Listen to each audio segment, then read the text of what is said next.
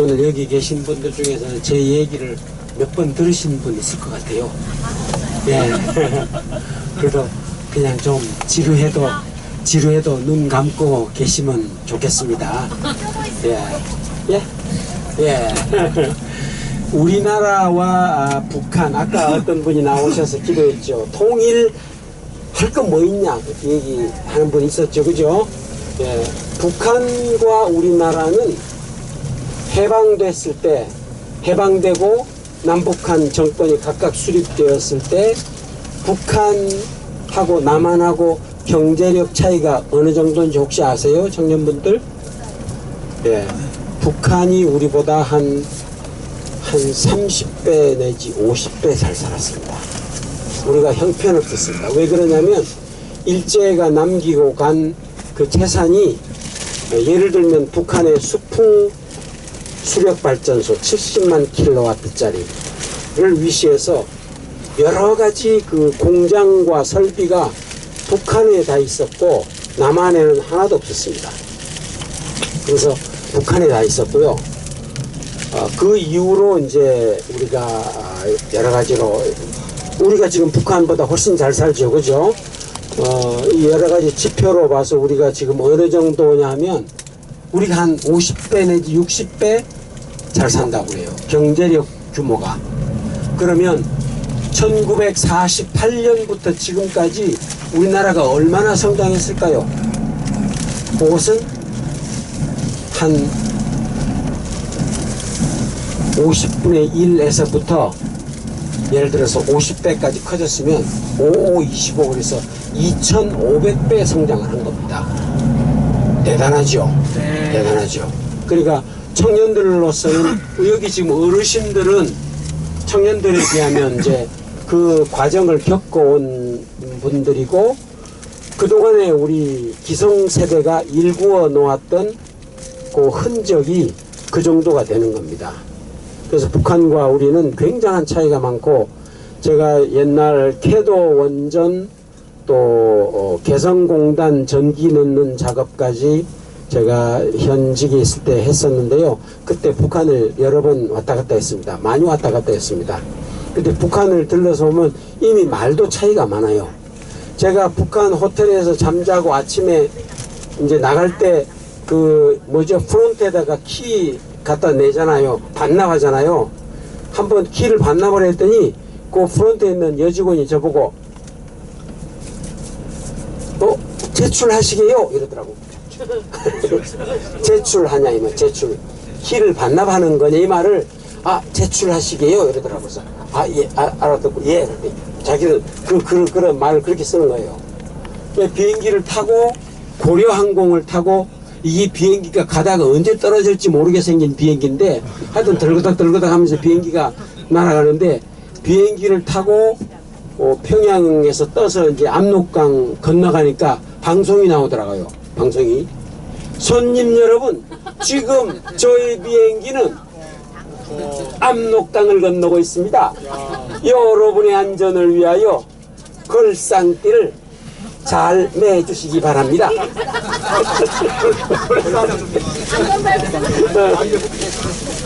그래서 제가 그걸 들으면서 차이가 많구나 말이, 표현상. 그 정도로 우리하고 지금 벌써 이게 많이 이게 벌어지고 있습니다. 벌어지고 있고, 가서 보면 인상이나 이런 것들이 굉장히 우리하고 차이가 많죠.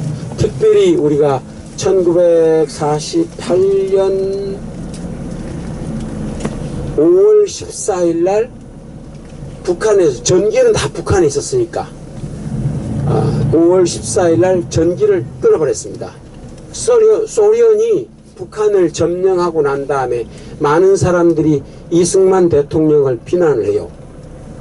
이승만 대통령이 남북 통일 안 하고 먼저 정부를 세웠다는 거예요. 그랬을까요? 북한의 소련군이 먼저 진주하고 표면상 정부를 만들지는 않았지만 여러 가지 위원회를 만들었습니다. 근데 북한 공산주의 체제는 북한이나 중국이나 중공이나 소련이나 위원회가 그게 전부입니다. 위원회가. 북한의 위원회가 설립이 됐고, 그 위원회를 통해서 이미 북한의 정부가 됐고, 남한은 나중에 이제 이승만 대통령이 고민을 하시다가 정부를 어쩔 수 없이 수립을 하게 됐던 것인데요. 북한에서 1948년 5월 14일인가 그게 5.14 단전이라고 얘기합니다. 전기를 끊었어요. 전기를 끊고 그때부터 남한은 전기가 거의 없는 상태가 됐습니다. 오죽했으면 이승만 대통령이 남북전쟁 시에 북한 관계에 있는, 저 하도 오래돼가지고 잊어먹었네. 그 수력발전소를 우리가 차지하기 위해서 전략적으로 거기를 병력을 많이 보내서 화천 수력인가 하여튼 뭐 그랬을 겁니다. 그걸 하나 지켜냈어요. 그래서 이제 전기가 워낙 부족하기 때문에 그걸 이제 우리한테 확보를 해라 그래서 우리가 확보를 했던 기억이 나고, 전기가 없으니까 어떻게 해요? 갑자기 우리가 그 뒤에 그런 걸 해줬지만 외국에서 특별히 미국에서 발전선이라고 배가 있는데 배 위에 발전기를 달아놨어요. 그래서 그 배가 와서 인천 앞바다에다 대고 발전을 했습니다. 그럼 그 발전에서 전기가 이제 우리나라 이 송전선을 타고 이제 공급을 했던 그런 참 빈약한 열악한 상태의 그런 전기 설비였고요.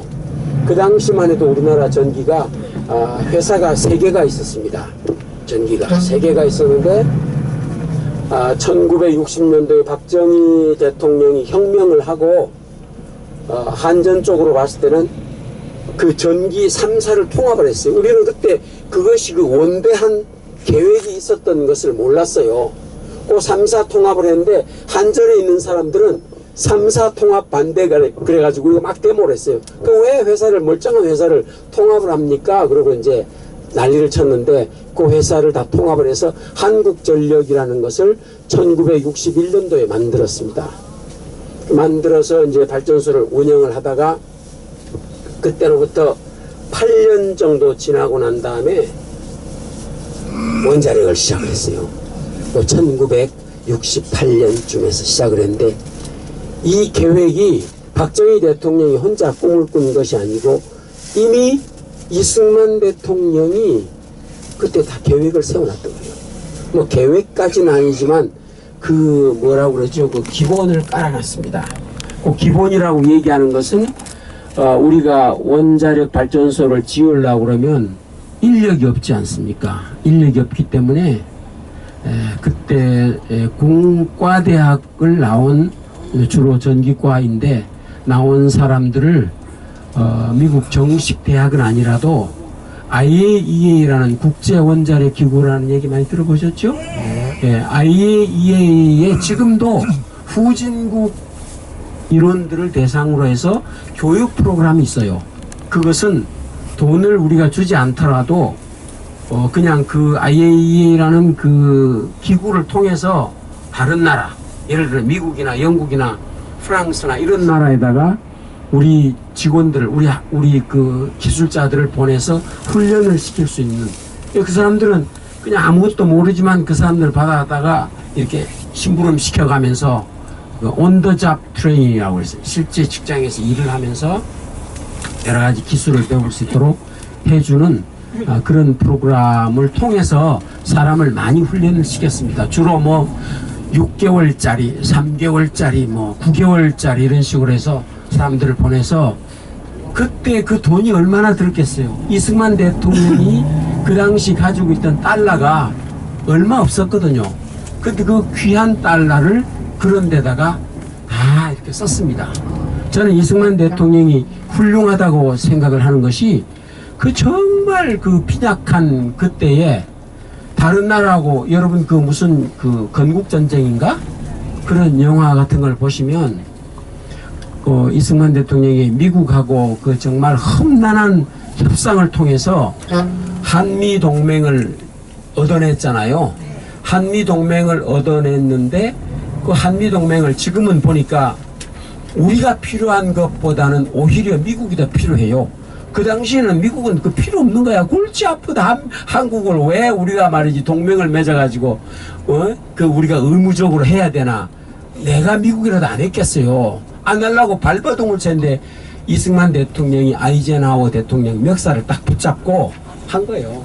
뭐 여러분들 잘 아시는 거제도 뭐 저 반공포로 석방하고 막 난리를 쳐가지고 결국 조건은 뭐냐. 이승만 대통령 너 말이야 우리하고 저 중국 북한하고 협상을 해서 타결 짓는데 가만히 있어라. 가만히 있기만 하면 내가 돈도 주고 한미동맹 체결해 줄게. 그렇게 했어요. 그래서 조건은 이승만 대통령이 시비 걸지 않고 가만히 있는 거예요. 얼마나 좋은 조건입니까? 그래서 이승만 대통령이 뭐냐 알았다. 왜냐면 그때는 이미 이승만 대통령이 얻을 거 다 얻었거든요. 그러니까 가만히 있는 조건으로 아무 말도 안 하는 조건으로 협상에 사인을 했습니다. 사인하고 그때 돈을 저기 제가 알기로는 70억 불이라고 들었는데 70억 불 내지는 어떤 분은 또 그 건국전쟁에 나오는 거 들어보니까 40억 불 얘기하더라고요. 그 돈을 이승만 대통령 통장에 넣어줬어요. 한미동 그때 그 70억 불 그러면 10배 이상입니다. 700억 불 내지는 1000억 불 이상입니다. 엄청난 돈인데 그 돈을 우리나라 계정에다 돈을 꽂아준 겁니다. 저 같으면요 그거 한 10억 불 정도 빼서 하와이에 별장 하나 사놓지. 이거 왜 안 사나. 네. 너무 바보 같아. 근데 안 사고 그 돈을 빼다가 원자력 요원들 훈련을 시켰어요. 그 빛이 납니까? 아무도 몰라. 하는지 안 하는지 아무도 몰라. 그런데 저희가 대학을 66년도에 들어가서 우리를 가르친 분들이 누구냐면 그때 가서 IAEA라는 기구를 통해서 훈련받은, 지금 생각하니까 그분들이 학문적으로 뭐 있는 것 같지는 않더라고. 그냥 들은 걸로만 와서 노트 가지고 와서 우리한테 설명해 준 거예요. 그 중성자 증백예수라는 것을 어떻게 표현하는가, 이제 그런 거 갖다가 쭉 써서 설명해 주고 우리가 그렇게 공부를 했습니다. 그렇게 하고 저희가 과에 입학했더니 한 과에 10명인데 10명이 교과서가 없어요. 그래서 저기 선생님이 하나 줄 테니까 이거 가지고 돌아가면서 보라고 그래서 제가 또 도서관에 쫓아가지 않았겠습니까? 제가 발이 빨라요. 도서관에 갔더니 도서관에 책이 하나 있더라고요. 그래서 그 2권 가지고 우리가 돌아가면서 이제 보고 공부를 하고 이제 그렇게 했던 기억이 납니다. 그렇게 했었는데 한국전력에서 이제 우리가 졸업할 때가 1970년도에 졸업을 했는데 우리를 다 스카웃을 했어요. 들어와라. 원자력 요원으로 들어와라. 그래서 이제 대학교 4학년 때는 아주 풀 장학금을 주고 참 복이 많았습니다. 지금 생각하니까 그 돈 갖다가 많이 놀았죠. 그렇게 해서 우리나라 원자력 시대가 시작이 됐습니다. 그래서 1968년도에 모든 그 기술 기준이 1968년도 기술 기준으로 원자력 발전소를 시작을 했는데요. 그때 고리 1호기 문재인 삶은 소 그 사람이 고리 1호기 앞에 가서 고리 1호기 사망 선언을 했거든요. 고리 1호기를 죽여버린다. 예, 그 죽여버렸어요. 그때가 고리 1호기가 30년 돌리고 발전소라는 거는 수명이 없습니다. 발전소가 무슨 수명이 있어요. 지금도요 전 세계에 있는 원자력 발전소의 40%가 40년 이상 돌리고 있습니다. 수명이 없어요. 사람이 수명이 있지. 예. 그래서 이 문재인 밑에 있는 여러 그 단체들이 보면 그 탈원전 단체들이 많습니다. 그래서 그 사람들이 자기들 편이기 때문에 원전을 죽이려고 난리를 쳤어요. 그래서 죽이는 그런 그 행사를 했었고, 고리 1호기는 제가 그 얘기만 좀 강조하고 나머지는 대충 하려고 합니다. 고리 1호기는 우리가 68년도에 시작을 하는데 그 당시 한전에서 아주 공부 잘한다고 소문난 사람 한 10명을 모았습니다. 사장이 박정희 대통령 지시로 10명을 모아서 따로 룸을 만들었어요. 룸을 만들어서 아침에 그 사람들은 출근하면 일을 하지 않고 전 세계 원자력 발전소 현황, 그 다음에 전기 발생기가 어떻게 됐는지, 원자로가 어떻게 구성이 되는지 그것만 공부했어요. 출근하면 그거 공부했습니다. 그렇게 하고 그 당시에는요 그 원전 설계하는 회사가 굉장히 많았어요. 웨스팅하우스, 무슨 또 벨콕 앤 윌콕스 뭐 이런 회사들이 각국에도 굉장히 많아. 스웨덴까지 원전하는 그런 나라 상태였기 때문에 굉장히 회사가 많았습니다. 그래서 경쟁이 치열했고, 그때 경쟁이 치열한 덕택에 우리가 그 사람들에게 기술 자료 같은 것을 많이 얻어와 가지고 우리가 객관적으로 공부를 하고 기술을 들여다볼 수 있는 그런 기회가 됐었고요. 그래서 그 선배들이, 제가 그 사람들을 원자력 1세대라고 부르고요. 저 같은 경우는 원자력 한 1.5세대 정도 됩니다. 우리가 그분들에게 많이 배우고 하는 걸 따라 했기 때문에, 그래서 그분들이 이제 원전을 시작을 했는데, 지금 생각해도 참 그분들이 고마운 것이, 그렇게 이제 아침마다 출근하면 세계, 일본이 가지고 있는 원전은 어떤 형태고, 또 미국이 가지고 있는 원전은 어떤 것들이 있고, 카나다는 어떤 것들이 있고, 이런 것들을 계속 공부하는 거예요. 계속 공부하고, 우리가 이제 첫 번째 원자로를 지어야 하는데, 그 원전을 어떤 방식으로 어떤 형태로 지어야 할 것인가를 연구를 했습니다. 그래서 나온 것이 고리 1호기입니다. 고리 1호기인데 지금 생각해도 너무 잘한 것이, 고리 1호기하고 똑같은 노형을 우리가 PWR이라고 얘기하거든요. 예, 가압경수로형 Pressurized Water Reactor라고 얘기하는 거예요. 어려워요. 네. 맞습니다. 그거는 이제 물을 1차 계통이 따로 있고 2차 계통이 따로 있고, 그래서 1차 계통은 굉장히 높은 기압으로 150기압 이상으로 시스템을 가압을 합니다. 그러니까 150기압 이상이 되니까 그게요, 온도가 막 300도 400도 올라가도 끓을까요 안 끓을까요? 끓지를 몰라요. 끓질 않아요.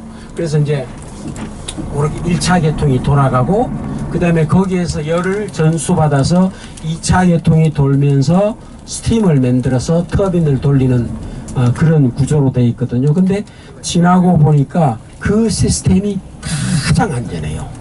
가장 안전해요.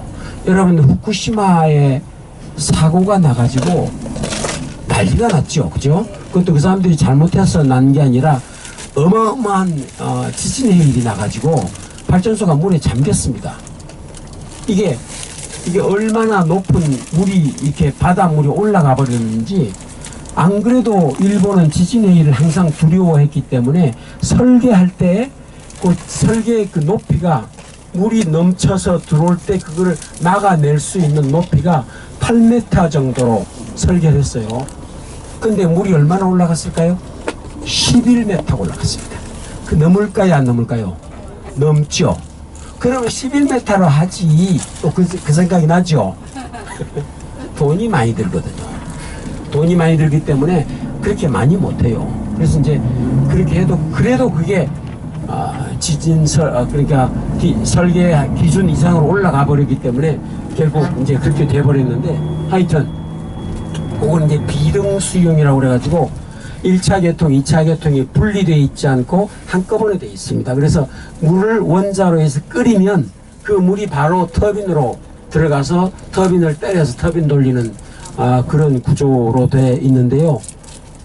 우리나라 발전소는 고리 1호기는 그런 타입이 아니에요.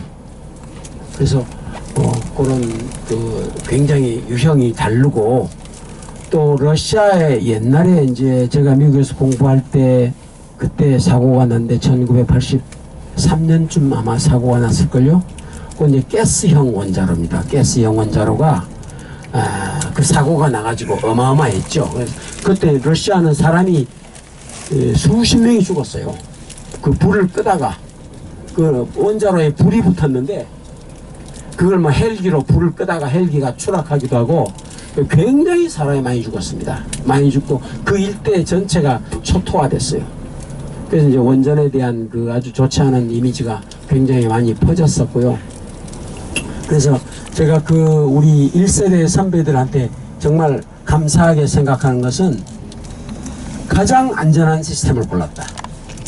그 공은 국민들이 몰라요.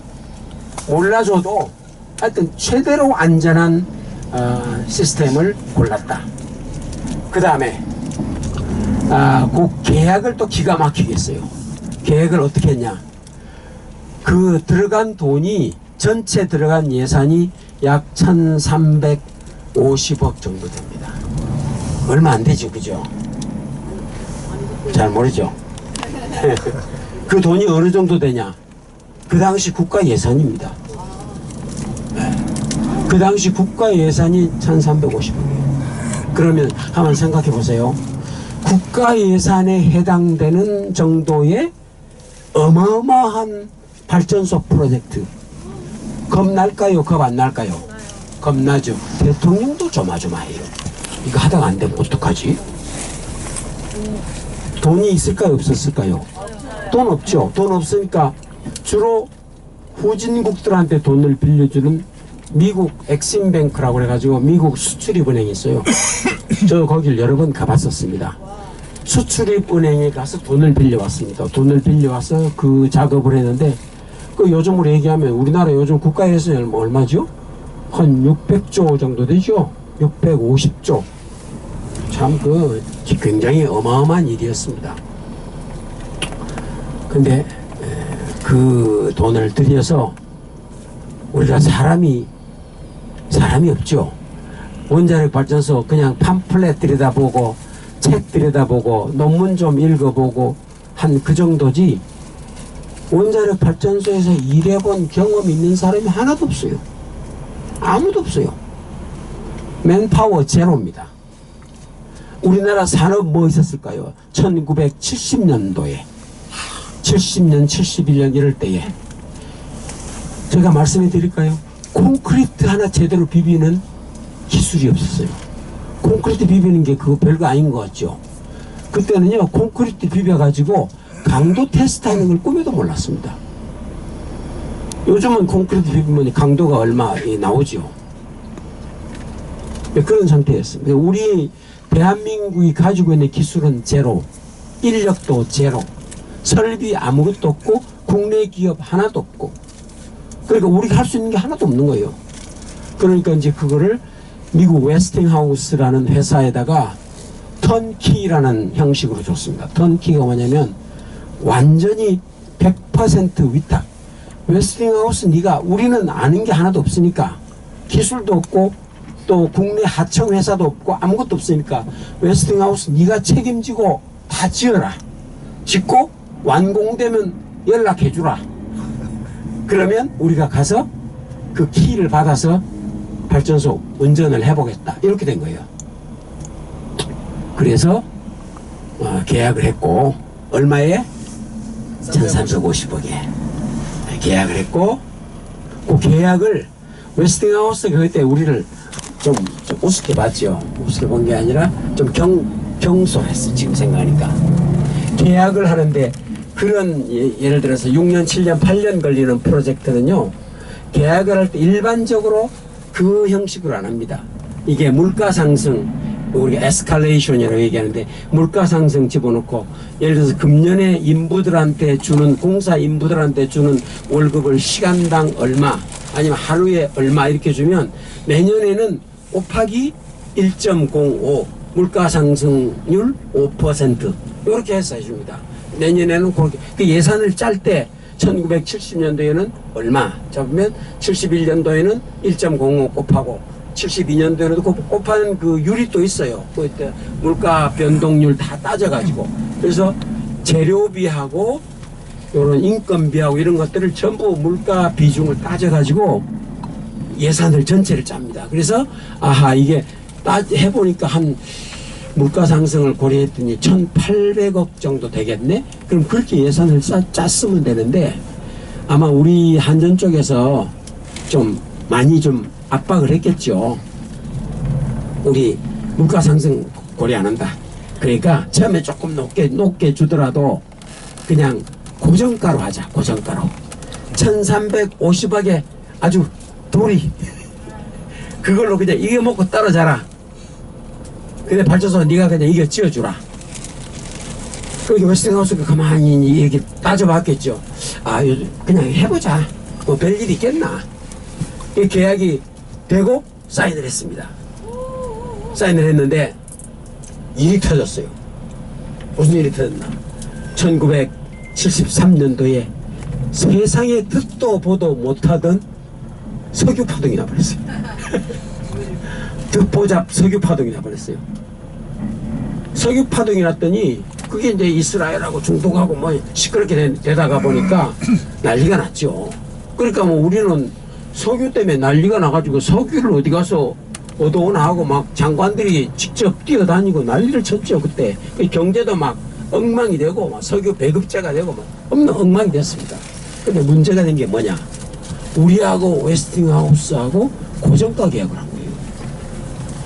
근데 웨스팅하우스가 발전소를 건설하려고 보니까 그 돈 가지고는 지을 수가 없는 거야. 지을 수가 없어. 그냥 물가가 올랐거든. 전기 발생기가 뭐 예를 들어서 그때 100억이면 살 줄 알았더니 그게 물가 상승이 돼가지고 150억을 돼야 자기들이 사가지고 와서 설치를 해주겠다고 계산이 나오는데 할 수가 있을까요? 없을까요? 안 되죠. 근데 우리는 계약을 기가 막히게 한 겁니다. 누가 멍들었을까요? 웨스팅하우스가 멍들었어요. 웨스팅하우스. 그래서 제가 그들이 웨스팅하우스 사람들 보고요, 너희는 이름 바꿔라. 너희는 웨스팅하우스가 아니라 웨이스팅하우스다. 웨스팅하우스가 그때 멍들고 제가 볼 때는 그 뒤로 힘을 못 썼어요. 그때 멍들고 힘을 못 쓰고 웨스팅하우스가 팔려다니다가 지금도 웨스팅하우스 주인이 누구냐면 카나다에 있는 사모펀드라고 아세요? 사모펀드? 사모펀드가 가지고 있습니다. 가지고 있어요.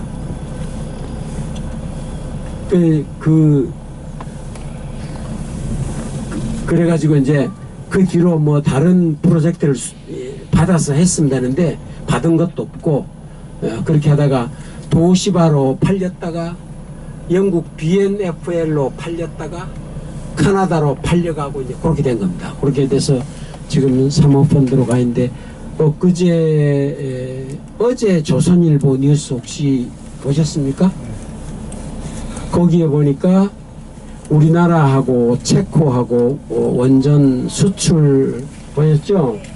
원전 수출해서 웨스팅하우스가 시비를 거는 바람에 우리가 아주 골치 아픈 모양으로 나와 있는 게 있었는데요. 예, 잘 해결됐다고 뉴스에 나왔죠. 그게 해결 안 돼도 우리 그 원자력 업계에서는 어떤 생각을 가지고 있었냐면 정 안 되면 협상해보다가 정 안 되면 웨스팅하우스를 대한민국이 사와버리자. 그거 사오는데 얼마 들까요? 70억 불이면 돼. 그 사모펀드가 가지고 있으니까 그 주식 사가지고 아예 그 대주주한테 협상을 해서 사와버리면 끝나는 거예요. 그래서 결국은 웨스팅하우스도 큰 소리 못 치고 그냥 우리하고 협조하기로 그렇게 됐고, 옛날 그 어딥니까 UAE에 우리가 수출했다는 거 여러분 아시죠? 그래서 수출했는데 그것도 결국은 웨스팅하우스가 처음에 시비를 걸었어요. 시비를 걸었는데 결국 웨스팅하우스에다가 일부 하청을 주면서 타결이 돼서 그건 끝이 났고, 이번 체코 거는 아마 그거보다는 훨씬 우리가 유리한 방향으로 결정이 난 것 같습니다. 결정이 났고, 그래서 이제 고리 1호기는 제가 말씀을 드리면 그게 중요한 겁니다. 그게 우리가 계약을 그렇게 했는데 중간에 석유 파동 터지고 난리가 나고 그렇게 했어요. 그렇게 했는데 발전소 1978년도에 딱 돌리기 시작을 했습니다. 완공돼 가지고 돌렸더니 1년 반 운전했는데 원가를 다 뽑았습니다. 이건 기적이에요. 기적. 여러분들은 엄청 얼굴이 기분 나쁜 얼굴인데 기적입니다. 세상에 그런 일이 없어요.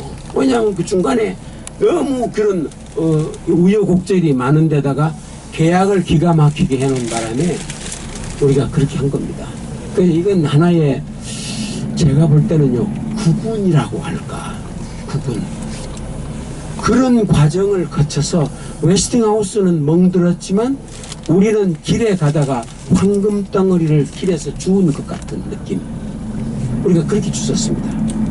그렇게 해서 그걸 성공시키고 나서 바로 하고 나서가 아니라 그게 진행 중에 두 번째 원자로 고리 2호기를 시작을 했거든요. 왜냐하면 우리나라 경제 성장하는 그 율로 봐서 그 후속기가 들어가지 않으면 안 되거든요. 고리 2호기를 집어넣고 또 금방 월성 1호기를 집어넣었거든요. 그래서 문재인이가 월성 1호기도 지금 죽였죠.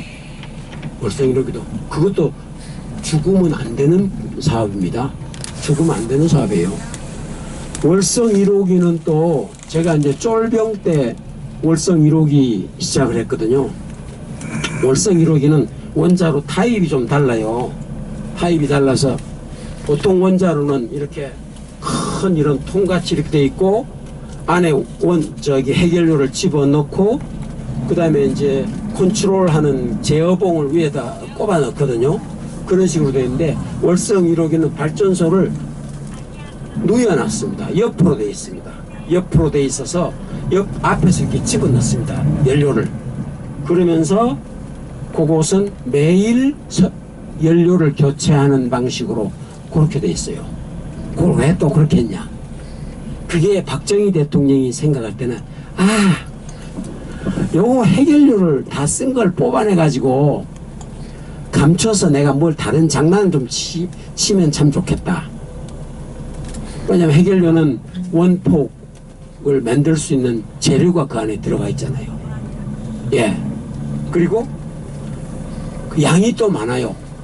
월성 1호기는 또 들어가는 양이 경수로 고리 1호기에 비해서 3배, 4배가 됩니다. 그게 왜 그러냐면 천연 우라늄이라고 해서 우라늄을 농축하지 않고 천연 우라늄을 집어넣고 감속제를 중수를 씁니다. 중수라는 것은 그게 이제 물이는 물인데 물 속에 중성자가 하나씩 더 들어가 있는 물이 있어요. 그게 얼마가 들어가 있냐면 이 자연계의 0.014%가 들어가 있습니다. 그럼 그 물을 끄집어내다가 농축을 시켜요. 그래서 일반 물을 다 빼버리고 중수만 골라서 그거를 감속제로 씁니다. 혹시 뉴스 보셨나요? 한수원에서 중국에다가 핵물질을 우리 쓰던 거를 수출했다고. 안 들어보셨죠? 왜냐하면 관심이 없으니까. 근데 그 월성 1호기에서 쓰던 중수를 이제 월성 1호기를 폐쇄하기로 했으니까 그 쓰던 중수를 가만히 내버려 두느니 돈이라도 좀 건지자고 중국에다 파는 것 같아요. 근데 너무 아까워요. 그 비싼 거를. 너무 아까워요. 그 월성 1호기는 그 해결료가 들어가는 해결료 관을 그게 이제 오래 돌리다 보니까 이제 해결료 관이 연료를 자꾸 집어넣다 보면 이 관이 우리 눈에는 안 보이지만 미세한 눈으로 들여다보면 요게 살짝 늘어나거든요. 그래서 이제 그게 늘어나니까 안전성에 문제가 있다고 그래가지고 그걸 전부 그 새 걸로 갈았습니다. 자기들 중수로가 있어요. 예, 거기다 보충하는 거예요. 그래서 그걸 갖다가 이제 우리가 했는데 돈이 7천만 달러가 들어갔거든요. 근데 그거를 7천만 달러가 아니라 7천억이 들어갔어요. 근데 그걸 다 폐쇄한다고 결정이 났어요. 그러니까 위에 정권은 대통령은 바뀌었는데 밑에 있는 그 장관하고 밑에 사람들이 너무 마음에 안 드는 거예요. 그래서 국가적인 손실이 뭡니까?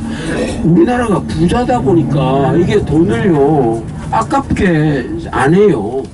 지금 엊그제 무안에 사고 났죠, 그죠? 비행기 사고 났죠. 그러니까 거기다 450억을 들여서 기념관을 짓는다네. 말도 안 되죠, 그죠? 내가 낸 세금인데. 하여튼 그렇더라고. 그래서 우리나라는 굉장히 성공적으로 원자력을 시작을 했고, 그 이후 발전소들은 턴키로 안 했습니다. 턴키로 하지 않고 이제 우리도 실력이 늘고 우리도 국내 기업들이 생기게 되고 이렇게 하다가 보니까 그러면 우리도 좀 설계할 때부터 우리가 관여하는 게 좋겠다. 어디쯤 왔죠 지금? 아직 서울 아직 오케이. 네. 우리가 관여하는 게 좋겠다고 판단이 내려서 우리 사람들을 훈련을 시켜가면서 우리 역량을 늘려주기 시작을 했습니다. 그래서 한 가지 말씀을 드리고 싶은 게, 우리가 성공했다고 해서 그게 일반적인 룰이 아닙니다. 우리는 고리 1호기 성공하고 2호기 성공하고 월성 1호기 성공하고 그 다음에 고리 또 1, 2, 3, 4 우리 3, 4호기 다 성공시키고 할 때마다 우리는 성공을 시켰어요. 진짜 기적이었어요. 우리나라가 경제가 박정희 대통령이 그냥 어마어마한 그 지도력으로 끌고 나갈 때 이게 그냥 아무나 할 수 있는, 우리는 그때 젊어서 아무것도 몰랐는데 지나고 보니까 그게 아무나 하는 게 아니더라고. 제가 옛날 이제 은퇴하기 직전에 한전 임원을 하면서 뭘 맡았냐면 해외 사업을 제가 맡았습니다. 해외 다니면서 해외 발전소 수주하고, 우리가 그 당시에 제가 필리핀에 발전소도 짓고 그런 일도 했었는데, 다녀보니까 후진국들 주로 뭐 인도네시아니 무슨 뭐 말레이시아니 이런 데 가보니까요 이렇게 하더라고. 우리 발전소 계획이 이렇습니다. 철도와 항만 건설 계획이 이렇습니다 하고 그 나라 건설부에서 계획을 발표를 해요. 발표를 하는데 1년 2년 지나고 나서 가서 또 그 계획, 국가 건설 계획 그거 한다고 해서 가서 들어보면 2년 전에 했던 걸 그대로 또 내놔요. 그 얘기 무슨 얘기냐? 말로만 계획을 세워놓고 진도가 안 나가는 거예요. 네, 진도가 안 나가. 그대로 있는 거예요. 그래서 내가 그걸 보면서 야, 우리나라 박정희 대통령 진짜 대단한 분이었다. 대단한 분이었다. 그게 한두 사람으로 되는 일이 아닌데 그걸 국가의 모든 자원을 동원시켜가지고 발전소 프로젝트를 성공시킨다는 게 그게 보통 일이 아닌 거예요. 보통 일이 아닌 거예요. 그래서 우리나라는요, 뭐 저는 제 분야는 아니지만 포항제철 성공시켰던 스토리도 들어보니까 그 대단한 것이었고, 조선산업 만들어나 지금 뭐 미국의 대통령이 부러워한다는 거 아닙니까? 우리나라 조선산업 기초가 있었습니까? 없었습니까? 기초 없었어요. 빵이었어요. 정주영 회장이 오죽하면 연구하다가 도저히 안 되겠다는 결론이 내려가지고 그 안 된다는 보고서를 들고 청와대를 찾아가서 박정희 대통령을 만나가지고 카카 아무리 생각해도 못하겠습니다. 그러고 얘기를 했더니 박정희 대통령이 딱 쳐다보더니 어이 정 회장, 지금 당신 가지고 있는 기업이 그게 국가 거야 당신 거야? 그 소리 딱 듣고 정신이 번쩍 들었다는 거예요. 그렇게 하고 나가서 다시 하기로 결심을 하고 하는 방향으로 일을 만들어 간 거예요. 하는 방향으로. 그래서 뭐 그 유명한 얘기들 있잖아요. 우리나라 500원짜리 동전에 있는 거북선 그림을 들고 가서 50원짜리인가 들고 가서 그걸 보여주면서 계약을 성사시켰다는 거 아닙니까? 거기에도 국군이 따라서 그런지 몰라도 하나님이 도우셔서 계약을 성사시키고, 내가 들어보니까 도저히 될 수 없는 일인데 계약을 성사시키고 자금 동원까지 은행 가서 관철시키는 놀라운 일을 한 거 아닙니까? 근데 그런 일이 되는 것은 누구냐? 박정희 대통령이 호통 한번 치는 바람에 그 정주영 정말 보통 사람 아닌 사람이 박정희 대통령한테 가서 한번 되게 닦이고 난 다음에 아니다, 이거 죽어도 해야 되는 일이다, 그러고 했다는 거 아니에요. 내가 그걸 보면서요, 야, 우리나라가 2000배 3000배 경제가 성장한다는 것은요, 그거는 대단한 거였습니다. 대단한 거였어요. 우리나라 삼성전자, 요즘은 좀 비실비실하지만 삼성전자가 저렇게 성공하게 된 것도요, 삼성전자가 처음에 시작을 하고 반도체를 만들고 수출을 해야 되겠는데 누가 사주겠어요? 우리나라 거를 아무도 안 사주죠. 근데 그 당시에 반도체를 누가 잡고 있었을까요? 일본이 잡고 있었습니다. 일본 시장을, 일본 경쟁자를 따돌릴 수 없는 상황이었습니다. 그런데 희한한 일이 벌어졌어요. 희한한 일이. 일본 반도체 회사 도시바가 어떤 실수를 했냐면, 미국의 적국인 소련에다가 소련 가지고 있는 그 핵잠에서 소리가 많이 났다는 거예요. 소리가 많이 났는데 그 소리를 줄일 수 있는 그 반도체 기술을 소련에다가 팔았다는 겁니다. 그 미국에서 규제를 하고 있었는데 그 미국에서 화딱지가 났어요.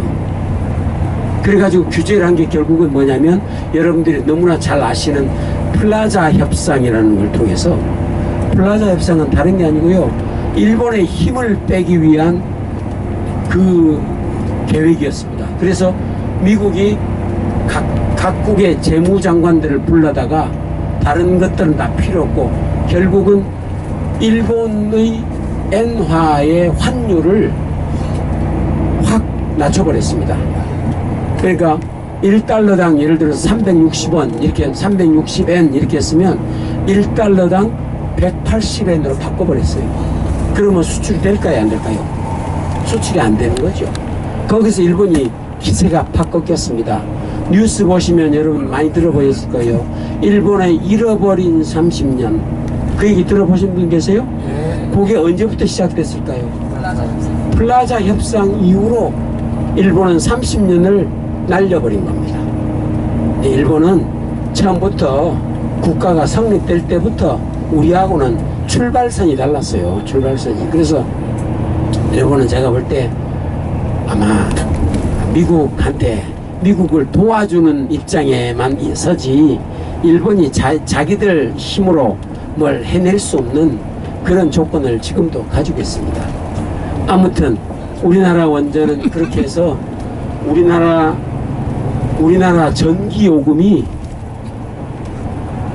전기요금이 다른 물가가 2배, 3배 뛸 때 전기요금은 전혀 오르지가 않았습니다. 똑같은 가격으로 20년 이상을 우리가 유지를 했습니다. 뭐 때문에? 원전 때문에. 원전을 성공시키고 쭉 그 혜택을 보면서 우리나라 산업이 기초가 탄탄한 그런 기초를 이루게 됐고요. 그 뒤로 이제 우리가 뭐 원전을 불란서 회사도 불러들이고 카나다 불러들이고 이제 미국도 왔고, 그래서 이제 하다가 우리 내부적으로 우리가 협의를 한 것이, 우리도 우리 자체의 기술을 가져야 되겠다고 결론을 내렸습니다. 그래서 제일 첫 번째 한 것이, 설계가 여러 가지 설계가 들어와 있기 때문에 한국형 설계를 만들자. 예, 질문 있어요? 한전이 적자가 엄청나다고 이야기하고 있잖아요. 하나도 안 들려요. 한전 적자가 엄청나다고. 네. 한전이 적자가 많다고 들었다고. 적자가? 지금 한전을 원전을 죽이는 바람에 적자가 엄청나게 늘었죠. 그렇게 됐습니다. 그때 또 기름값이 많이 오르고, 우크라이나 전쟁 때문에 기름값이 많이 오르고, 제가 앞에 빠진 것 중에 하나가 아까 3사 통합 얘기했죠. 그죠? 박정희 대통령이 한전을 61년도에 만들고 어떻게 만들었냐? 그 앞에 있던 3개 회사를 통합을 해서 만들었어요. 근데 지금 생각하면 그 회사를 통합하지 않았다면 그 작은 영세 발전 회사 가지고는 도저히 원전이라는 큰 사업을 할 수 없는 그런 상황이었습니다. 우리는 몰랐었지만 박정희 대통령은 이미 그것을 계산을 하고 회사를 통합을 시키면서 그 기초 작업을 했어요.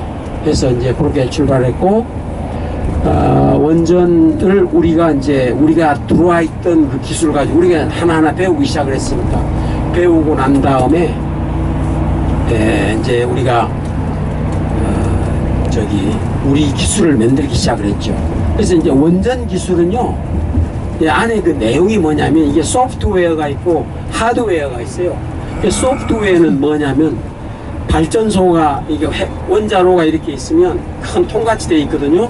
그럼 원자로가 대개 이제 핵연료 다발이라는 게 이렇게 해서 12개 들어가니까 한 144개 정도 들어가는 그 덩어리가 아셈블리가 있습니다. 그거를 한 150개 내지 160개를 원자로 안에다 이렇게 쭉 꼽아요. 꼽고 높이가 한 2m 정도 되나? 지금 한도 오래돼가지고 제일 가물가물한데 뭐 이제 그 정도 됩니다. 그래서 그 설계 그 소프트웨어 기술이라고 하는 것은 그 발전소 안에 뭐 여러분들 잘 아시지만 그 원자로에 연료봉 이렇게 있으면 연료봉이 깨지면 안 돼요. 그죠? 깨지면 안 되고 연료봉이 너무 뜨거워져 가지고 녹으면 안 됩니다. 녹으면 사고가 나죠. 그래서 이제 소프트웨어 기술이라고 얘기하는 것은 그 안에 원자로가 있으면 원자로 전체 그 출력 분포라고 얘기하는데 그게 이제 가운데하고 맞춰서 가다고 맞춰보면 이게 코사인 커브를 이룹니다. 정확하게는 코사인 커브는 아니에요. 코사인 커브 형식으로 만들어집니다. 이렇게 가운데가 출력이 높고 바운더리로 가면 출력이 낮고 요 밑으로도 마찬가지고요. 그래서 그 출력 분포를 계산해 내는 기술이 필요해요. 그것은 안에 원자로 이론이라는 것을 이용을 해서 그걸 계산을 다 합니다. 그래서 점으로 만들어 가지고 전부 계산을 해요. 그러면 안에 이제 출력 분포가 나죠. 제가 1975년도에 미국에 훈련 가서 처음 배운 기술이 그거였습니다. 그래서 컴퓨터 코드를 가지고 그걸 다 계산을 해요. 그래서 그게 굉장히 중요한 기술입니다. 그 다음에 이제 그 물이 냉각수가 어떻게 이제 흘러서 어떻게 쿨링을 열을 빼내느냐는 이제 그것도 굉장히 중요하고요. 그래서 이제 그 계산하는 그 컴퓨터 코드가 그게 어마어마합니다. 어마어마한데 그 기술을 미국 웨스팅하우스가 안 주려고 우리한테 발버둥을 쳤어요. 고리 1호기 할 때는 턴키니까 당연히 안 주고 고리 2호기 할 때도 우리가 달라고 그러면 안 주고 계속 발버둥을 치다가 나중에 이제 컨버스천 엔지니어링이라는 미국 회사가 또 하나 있습니다. 그 회사하고 웨스팅하우스하고 둘을 놓고 우리가 협상을 하면서 그 가지고 있는 원천 기술을 좀 달라. 주고도 안 내놨어요. 안 내놓는데 CE라는 컨버스천 엔지니어링이 주겠다. 우리를 계약자로 선정만 해주면 우리가 주겠다. 그래서 이제 CE를 우리가 골랐습니다. 컨버스천 엔지니어링을 우리가 골라서 우리가 그 기술을 받아왔어요. 또 위에 정부에서도 자꾸 기술을 확보하라고 했으니까 가져왔는데 그래서 우리 기술로 만들었거든요. 만들었는데 결국은 그 기술이 어디로 들어갔냐? CE라는 회사가 망해가지고 웨스팅하우스로 도로 들어가 버렸어요. 도로 들어간 바람에 지금 지난번에 우리가 외국 회사하고 계약을 땄다고 그랬더니 웨스팅하우스에서 시비를 걸어왔죠. 그런 거 가지고 시비를 거는 겁니다. 요게 원래 너희들 기술이 아니지 않냐? 기술의 아버지가 우리다. 우린데 우리 걸 가지고 이렇게 만들어서 가는 것은 수출까지 하는 것은 계약 위반이다. 그리고 맨날 시비를 걸거든요. 우리는 그걸 노예계약이라고, 노예계약. 왜냐하면 그 기술 자체가 우리 기술을 써서 너가 기술을 어떤 형태든지 만들어 가지고 수출을 하게 되면 미국 정부의 승인을 받아라. 이렇게 딱 만들어 놨어요. 그걸 우리 노예계약이라고 얘기합니다. 노예계약. 그것 바람에 우리가 굉장히 불편해 왔고, UAE에다가 수출할 때도 그것 때문에 걸려가지고 계속 시비를 걸렸고, 근데 이제 이걸 제가 얘기하려고 그러는 거예요. 지난번에 체코에 우리가 수출했죠? 네, 체코에 수출. 마지막 경쟁자가 누구였냐면, 웨스팅하우스는 1차 스크린에서 떨어져 나가버렸고, 우리하고 마지막까지 파이널로 붙은 회사가 불란서의 프라마톰, EDF, 결국 EDF죠. EDF 회사하고 붙었어요. 붙었는데 우리하고 거기하고 경쟁이 안 돼. 왜냐하면 발전소 건설비가 우리가 킬로와트당 4,000불이면 불란서 회사는 7,000불이에요. 경쟁이 될까요? 안 될까요? 경쟁이 안 돼. 그러니까 우리나라가 왜 이렇게 효율적으로 뭘 만드는지 모르겠어요. 우리나라가 무기 수출하는 것도 그렇다네. 탱크도 그렇고 다른 것도 그렇고요. 무기도 보면 단가가 우리가 굉장히 낮아. 그렇게 야당에서 국회에서 질문할 때마다 야당이 왜 덤핑 수출하고 말이야 싸구려 수출하고 이러냐고. 싸구려가 아니에요. 우리 거는 실제 해보니까 그렇게밖에 그것만 가지면 돼. 우리는. 그래서 이제 우리는 그렇게 되는 데다가 중요한 게 또 뭐냐, 우리는 기간을 잘 지켜.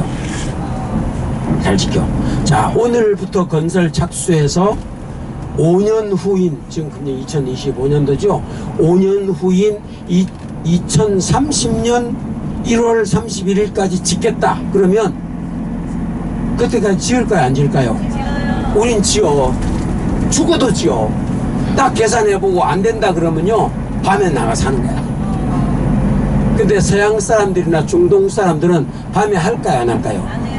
나하고 상관이 없는 일이야. 자기들은 밤에 안 해. 내가 어디가 항상 얘기지만 제가 필리핀 사업을 할 때요 가보니까 그러더라고. 필리핀 사업하는데 필리핀 가봤더니 발전소가 퇴근 시간 쭉 돼가지고 갑자기 스팀이 쿵쿵 빠지면서요 막 난리가 났어. 발전소가 고장이 난 거예요. 우리가 발전소 트릭됐다고 얘기하더니 발전소 고장이 난 거예요. 고장이 나면 우리나라 같으면 어떻게 하냐면 아무도 얘기 안 해. 퇴근 안 해. 전부 다 비상이 걸려. 지가 저한테 비상을 걸어. 우리 어른들이 아무 말도 안 해요. 그러면 가서 자재부는 가서, 아니 그 발전소 기술부는 가서 왜 고장이 났는지를 확인하고 어떻게 고치면 되겠다는 계획을 세우고 자재가 뭐가 필요한지 또 공정부에서는 공정을 어떻게 세워야 되는지 그걸 밤 2시, 3시, 4시까지 계속 작업을 합니다. 집에 안 가요. 해서 그 다음날 아침에 한 6시나 되면 간부회의 때 되면 이미 다 결론 나 있어. 결론 나서 지금 당장 오늘 사람 부르고 이 사람 부르고 저 사람 부르고 해서 작업을 시작하면 일주일 내로 발전소 다시 시작한다. 그 계획이 딱 나옵니다. 필리핀 사람들 어떻게 하는지 아세요? 발전소 스팀이 푹 빠지고 고장이 나죠. 트립됐네? 오케이 굿나잇. 그리고 다 집에 가버려.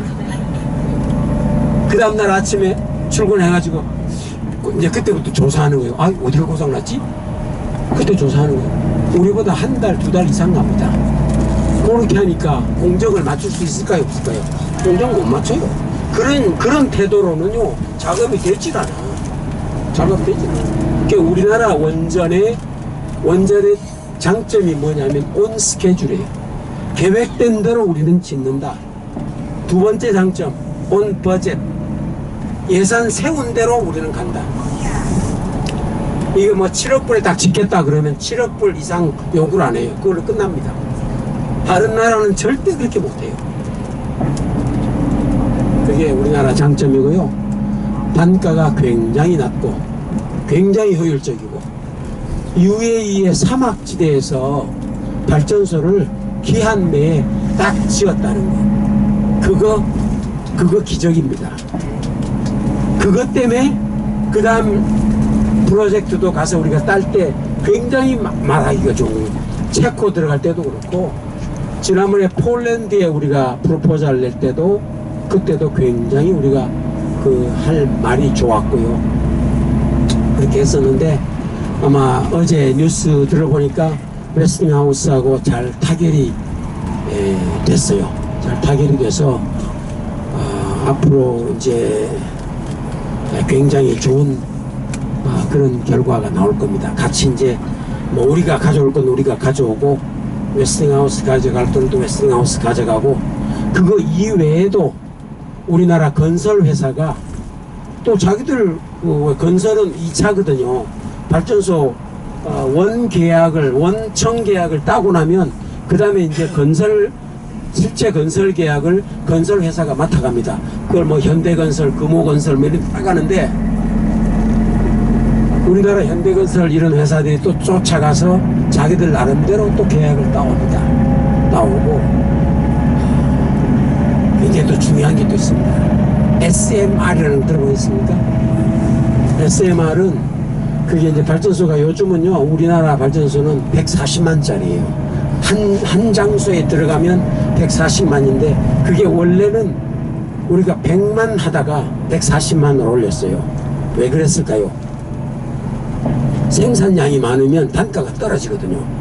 100만짜리 자리에 140만을 지으면 단가가 1.4분의 1로 떨어집니다. 단가가. 그래서 굉장히 코스트 면에서 유리하죠. 그런데 SMR이라는 게 있어요. SMR.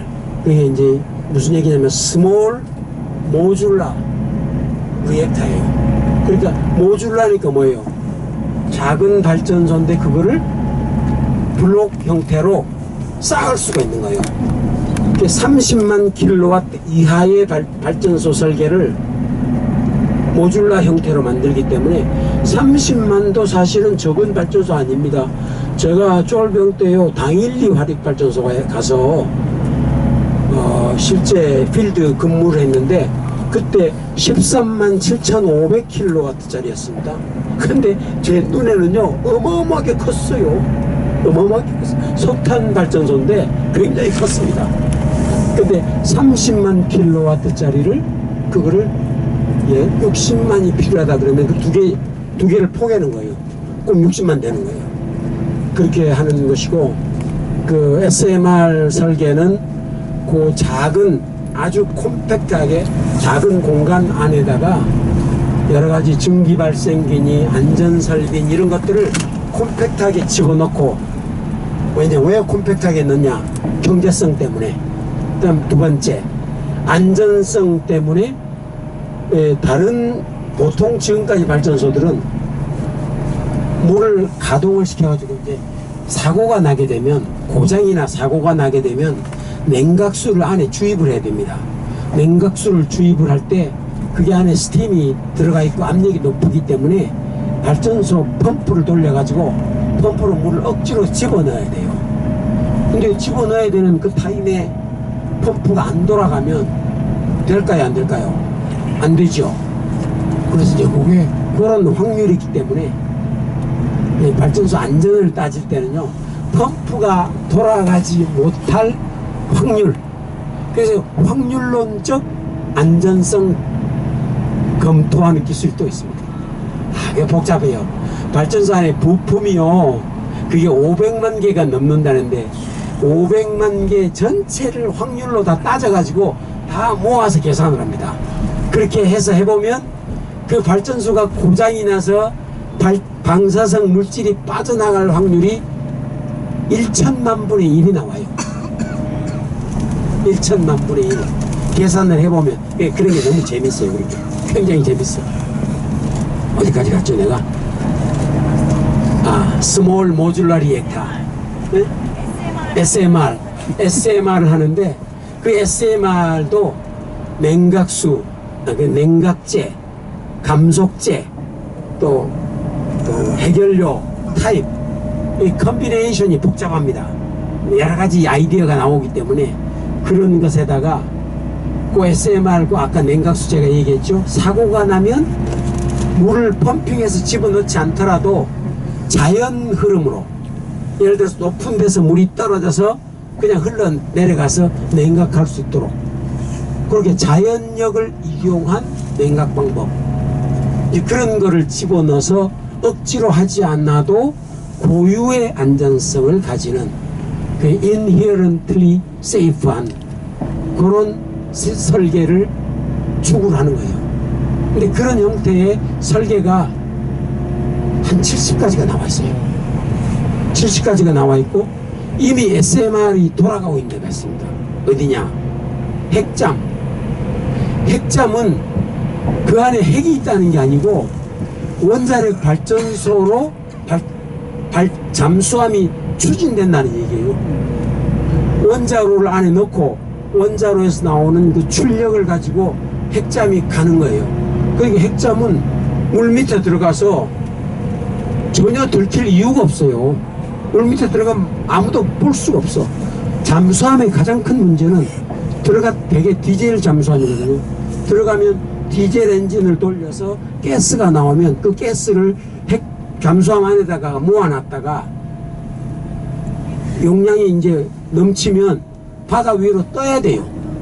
바다 위로 떠서 그걸 품어내고 바꾸고 도로 내려가야 되거든요. 뜰 때 가장 위험한 거예요. 그때 공격받아. 그래서 이게 우리나라도 그렇고 핵잠 갖기를 학수고대하죠. 우리도 핵잠이 있어야 된다. 근데 그때 필요한 것이 SMR이에요. 근데 핵잠에 들어가는 SMR은 훨씬 더 복잡해요. 어떤 의미에서 복잡하냐? 핵잠이 많이 흔들리죠. 많이 흔들리고 또 핵잠이 뒤집어질 수도 있어요. 그러니까 원자로가 뒤집어져도 괜찮은 설계. 근데 땅 위에 있는 SMR은 뒤집어지진 않아요. 그 지진이 나더라도 그냥 이렇게 어느 정도지. 그래서 이제 제가 뭘 얘기하고 싶으냐? 우리나라 두산 에너빌리티라는 회사에서 앞으로 이제 그 SMR을 만들 수 있는 설비를 다 갖추고 있습니다. 그래서 어떤 사람들은 이렇게 얘기합니다. 타이완에 있는 전자회사가 TSMC라는 회사가 파운드리 한다잖아요. 파운드리가 우리말로 무슨 얘기냐면 위탁 생산하는 거예요. TSMC가 직접 반도체를 설계하는 것은 아닌데 미국 회사가 설계해서 던져주면 그 설계를 가지고 설계를 들여다보고 만들어주는 거예요. 근데 만들어준다고 다 만들 수 있는 나라들이 없거든요. TSMC는 그런 걸 갖추고 있어요. 그래서 세계 1등을 달리고 있습니다. 우리나라 삼성이 실패한 것 중에 하나가 그 파운드리를 안 한 거예요. 실패했는데 지금 두산 에너빌리티는 원전 SMR 파운드리를 한다. 파운드리 할 수 있는 유일한 회사다. 그쪽으로 우리나라가 길이 확 열리게 돼 있다. 그런 얘기를 많이 합니다. 그래서 문제가 뭐냐? 이재명입니다. 정치권만 제대로 정상적인 사고를 가진 사람들이 나라를 이끌고 나가고 그렇게만 하면 우리나라의 이 포텐셜은 어마어마한 겁니다. 어마어마해요. 우리나라가 그동안 이 길러놓은 이 기술과 모든 실적들이 대단한 것이기 때문에 원전이 이렇다 그러면 다른 거는 말할 것도 없어요. 뭐 배터리 그렇고 뭐 모르겠어요. 반도체는 지금 어디까지 가 있는지 제가 잘 모르겠는데 어떤 분야든지 간에 우리나라가 세계를 제패할 수 있는 실력이 얼마든지 있다. 세계 경제력이 지금 미국이 100이라 그러면 우리나라가 6.9라고 하거든요. 중국이 66이고 소련이 6.9 우리하고 똑같고 그러니까 우리가 6.9면 미국하고 비교하면 아직은 많이 멀었죠. 우리가 적어도 글쎄요 한 30, 40, 50, 60까지는 가야 우리도 큰 소리를 치는 건데 그렇게 하려고 그러면 정치가 이렇게 돼서는 안 되죠.